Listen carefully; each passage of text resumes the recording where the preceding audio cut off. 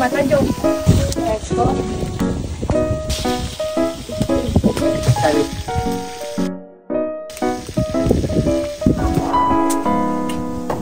Sa Bisaya, yung putan Bisaya. Nagising na lang ako isang beses.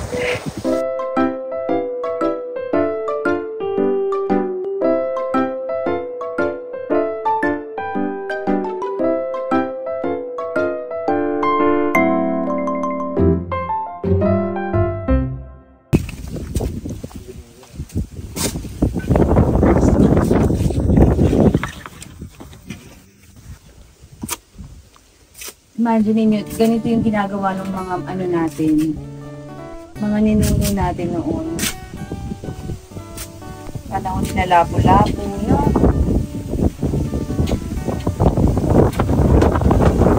Yan na, galing mo na po eh, galing na, nagka-apoy.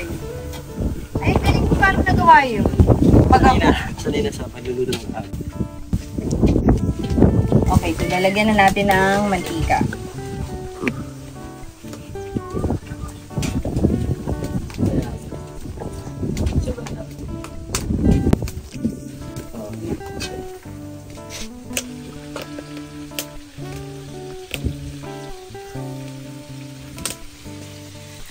Natutuwa ako sa mga ginagawa natin ngayon, Joseph.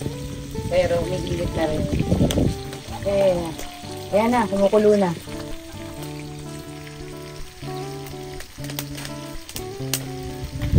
Luto na yan. Dagdagan pa natin. Pwede.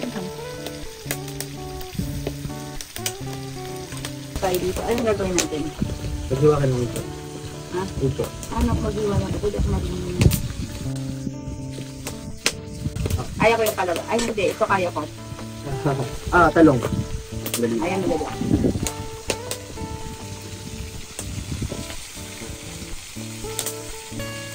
Anong haiba? Ganun. Ganun. Ganyan. Hindi dito. Ganyan. Wow. Ganyan na lang. Ikaw na lang. Ako naman dyan! Matakaw si Joseph dyan. Okay. Maganda yung dahan-dahan tayo.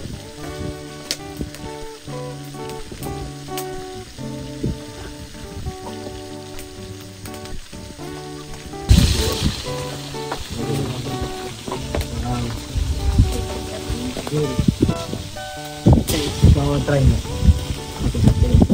Sabi ko. Sabi ko.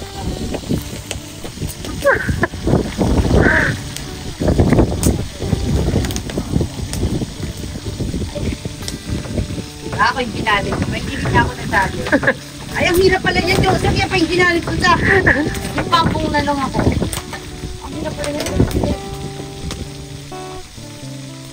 Ay, di ginagawa yung Halloween. Pero observer na lang. Yan. Kasi meron. Okay. Para pala akong chef dito. Tapos? Ay, di pala dapat pinapalata ng kalabasa. Kunin mo na lang yung palato.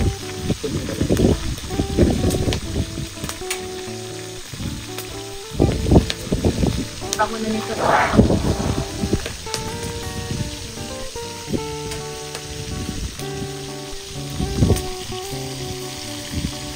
Ito pala ka ba mas maliit na ito? Parang mas maliit.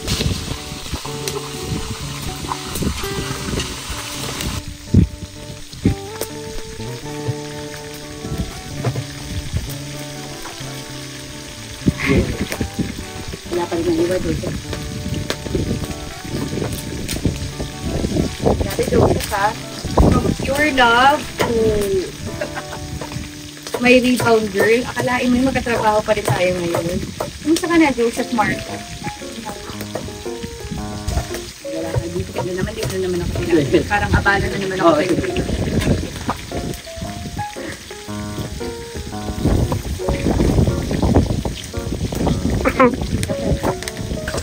Hilig mo.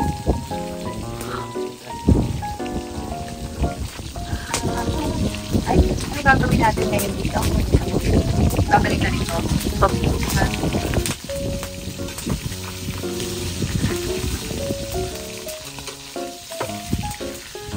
So natutira ako. Sabi ako na pangalan. Sabi ni Joseph, ito pala hindi nakatulong, nakadagdag pa rin dito sa buhay.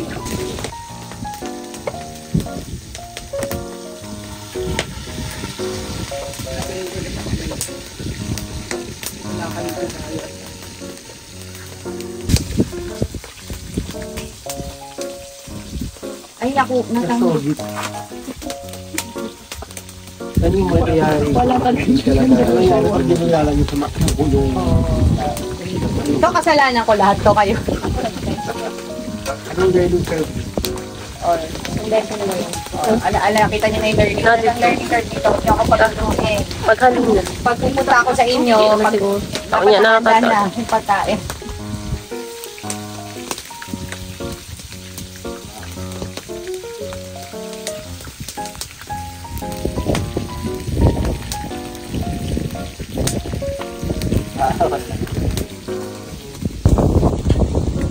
Presko.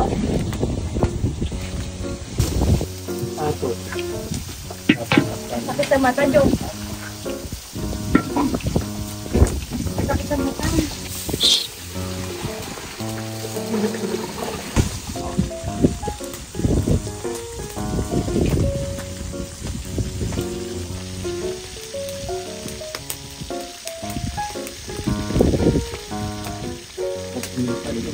Ay, nasali ko yung tang...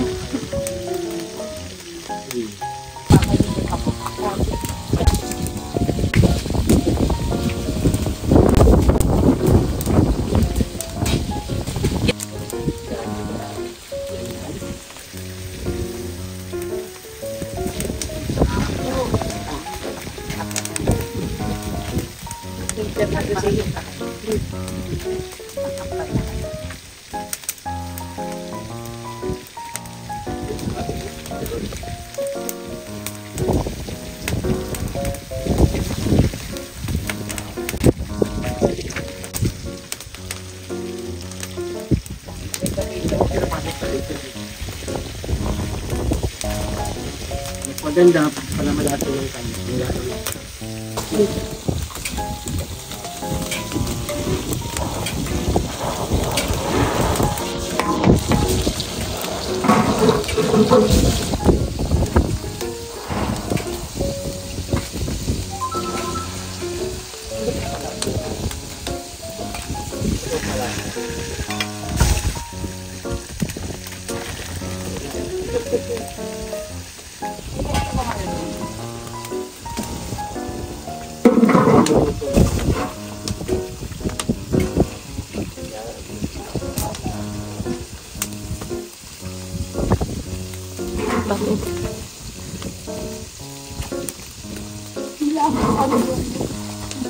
Tatay.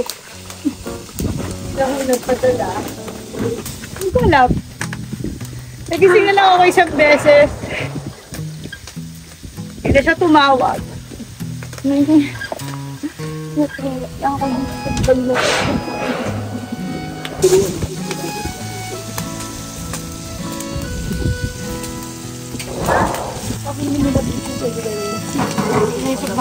May dog. May nagkakapag kayo sa bago.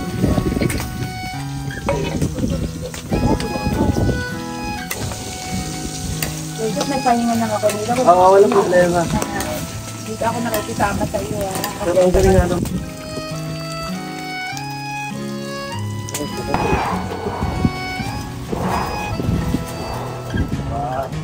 The best.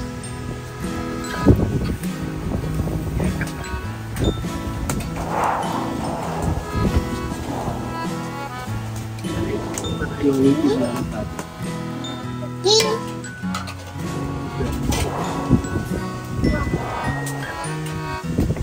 At na yan ako.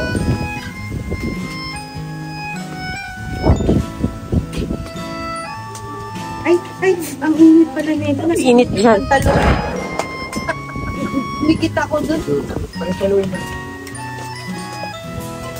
Sarap. Dapat nandito, doon ako bumuwesto, Joseph. Yung malunggay.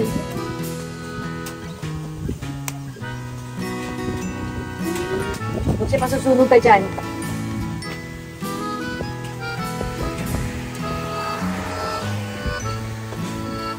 Pero ng paragis. Nawala sa loob. Init pala. May paragis kayo dyan, Chef Ives, at saka.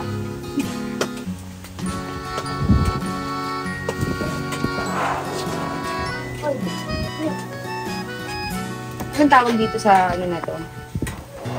Sa ulam? Ha? Tinataang gulay sa Bisaya, yung putan Bisaya. Pinunukan.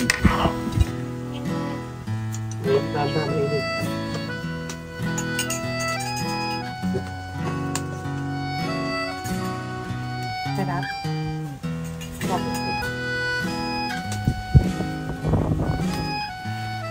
All natural. Sarap. Simple ka. It's organic, don't panic.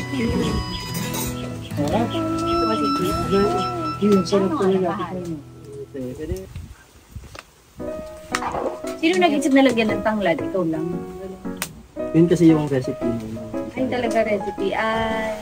Recipe talaga, hindi yun ikaw nag-invento. Ako lang yung naglagay ng mga yan, yung mais, yung Galing ano, my friend dyan. Tumabak yan. Isda.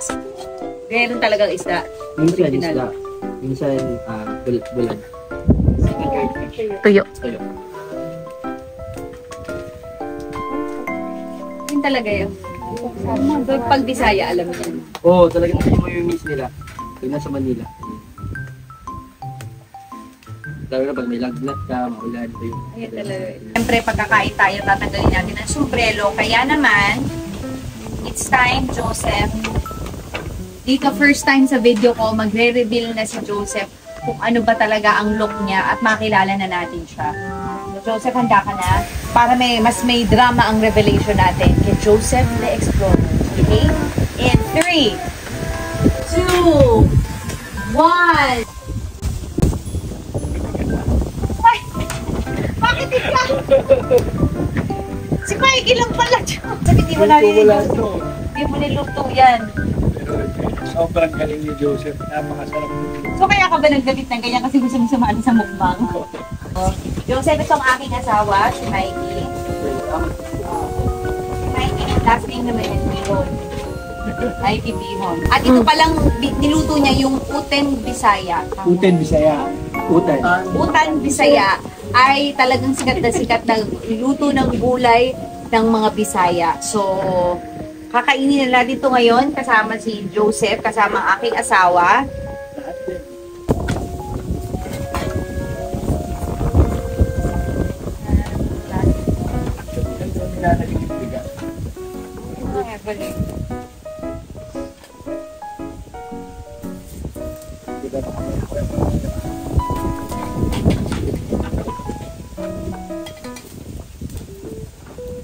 Kain na. Okay, lahat.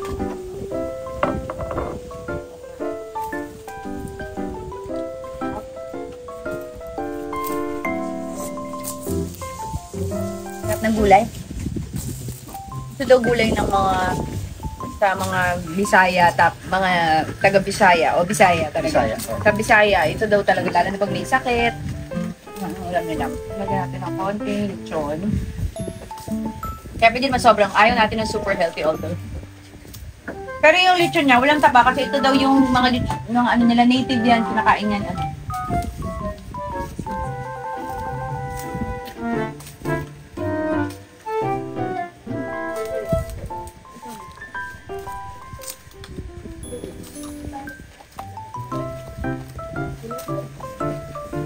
Kain na kayo. Saan yung bagong isla? Paano yan? Di ba nangahabol daw yun eh? Hindi. Hindi yan. Ikaw nagpapapasok kanina. Pagkasama ko, ayoko na. Mike, sama mo ko. Hindi nanghabol yan? Hindi. Mabait sila. Mag-hi ka lang. Dahil nakakatawa. Ay, hindi ko lalabas sila. Kain na na!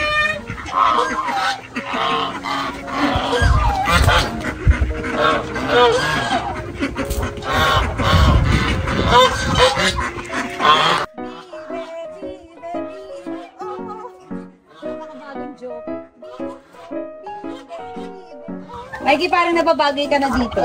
Yung kapunta kasi ng manok niyan, patapaan.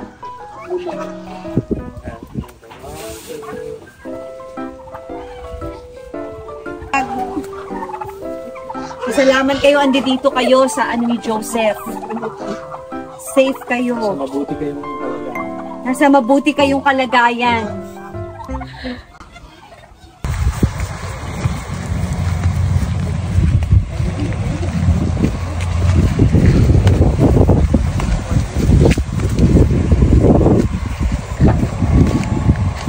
Kamatis, bawang at sibuyas.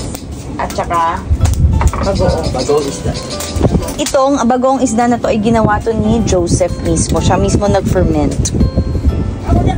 Ano yung ferment?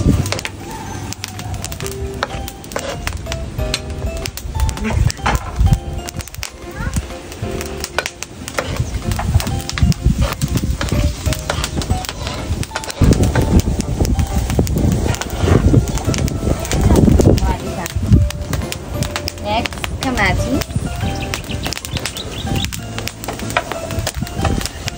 Mas mo yung kamatis. Oo,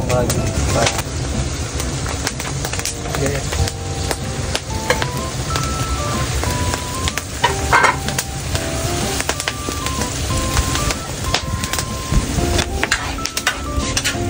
Paano malalaman luto na?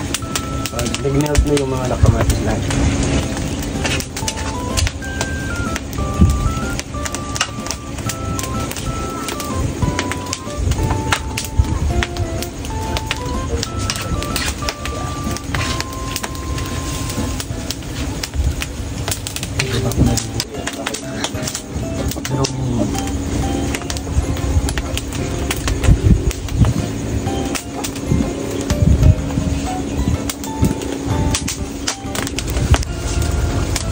After nyan, kakainin na.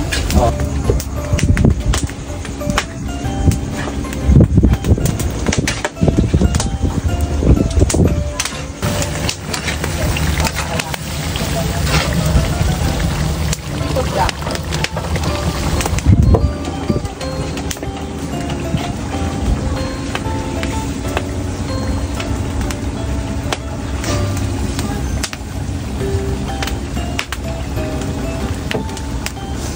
Kalimutan ko kaliwete pala.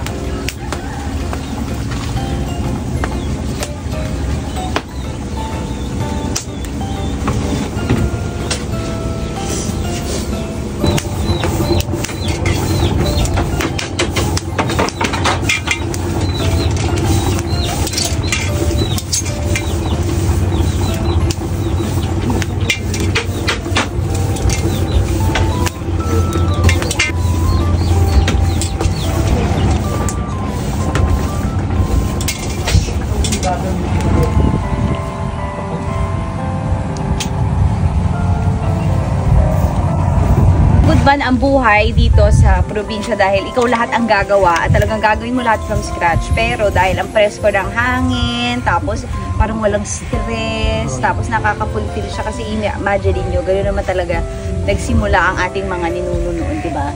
Kaya natutuwa ako na na-experience namin yon. So thank you so much, Joseph. Maraming salamat dahil pina-experience mo sa amin ang buhay at lutong probinsya. Diba? So, ganito talaga kung paano dito sa probinsya. Kaya kung ako sa inyo, bumisita na rin kayo, isasabi ko yung address ni Choco. Ito yung address mo rin na self-sustaining yung kanyang sariling farm dito. Sana maingganyo din yung mga kabataan na maging ganda kasi maging advocate. Ito nakakatuwa si Joseph sa farming at dito organic lahat. Wala silang waste, walang tapon dahil pati yung mga dumi ng hayop nagagamit as fertilizer. Tapos pati yung mga pagkain niya, mga halaman, mga ano na Prutas. So napakaganda at nakaka-inspire. Oo. Actually, hindi lang naman si Joseph. Si Joseph actually, isa lang natin sa mga nakikita natin talaga sa YouTube. Isa sa mga nagpasimuno nito. Pero, marami talagang na hindi naman nagbablog ang ganitong buhay. Kaya nakakatuwa, nakaka-proud maging Pinoy. Ang sarap kumain ng lutong Pinoy pagka alam mo na kinain mo talaga siya ng kung paano niluluto ng Pinoy yung kanilang mga pagkain. Mga tanim niya, ang karamihan ginagamit mga tanim. Yun. Salamat, Joseph. Tapos ngayon, magmimerienda na tayo. Pero bago ang lahat, may ibibigay ako kay Joseph na babagay din dito sa ating lugar. Ang Paragis, Chef Ives Paragis. Papadalan pa kita. Although meron ka na dyan, papadalan pa rin kita pa rin yung moringa. So, sana magamit nyo at sana maging maganda rin ang benepisyo sa inyo. So, okay. Ngayon, kain na tayo. May gusto ka bang sabihin, Joseph, sa ating mga netizens? Hi everyone! Salamat po talaga sa mga followers ko na walang sawang sumusuporta sa videos ko. Talagang advocate natin yung mga pagkain Pinoy kasi sobrang sarap, hindi lang dito sa Pilipinas, kundi sa buong mundo natin ipagmamalaki. Kaya, be proud, the Philippines. Totoo. Alam mo na ang sikat Japanese cuisine, Thai cuisine, sana talagang sumikat na talagang worldwide. Talagang makilala ng buong mundo na masarap ang pagkain Pilipino. Diba? So ngayon ang kakainin natin ay Bagoong isda na may laman. bagoong isda. O, diba? Ngayon ako nakakita ng saging nalalagyan ng bagoong. Yung sauce. Nakuha mo talagang mahilig ako sa saging.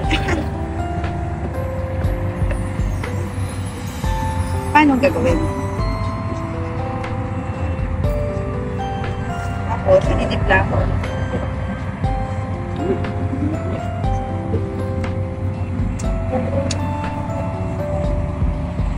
Parang maalat tsaka matamis. Kakaiba siya. Hindi pala yun. Sarap din. Ito ginawa mo nito from scratch. Ito ba ay usual na merienda sa atin?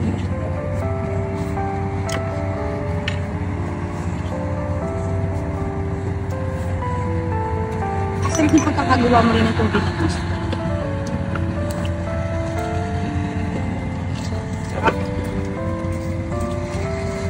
Ito mo.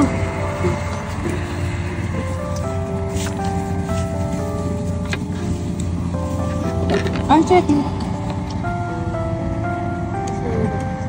Pwede ka kumakain. Sige. Para tinignan lang niya kung nakita ko lang kayo puso mo.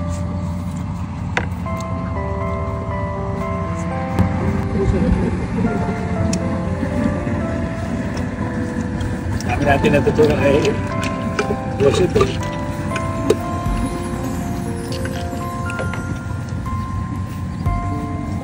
Mababay nila siguro gano'n ang daya ng 50 parts of the place. Tapos after nito, ano oras yung matutulog? Yung mga tension. Then, mas gising ka 4 a.m. ulit, right? Oh, for check ka na ng mga Yes. Sarap siya, ha? Parang, pagka unang tingin mo, parang how weird, pero hahanapin mo. Hanapin ito kakagawa mo ng ginamo?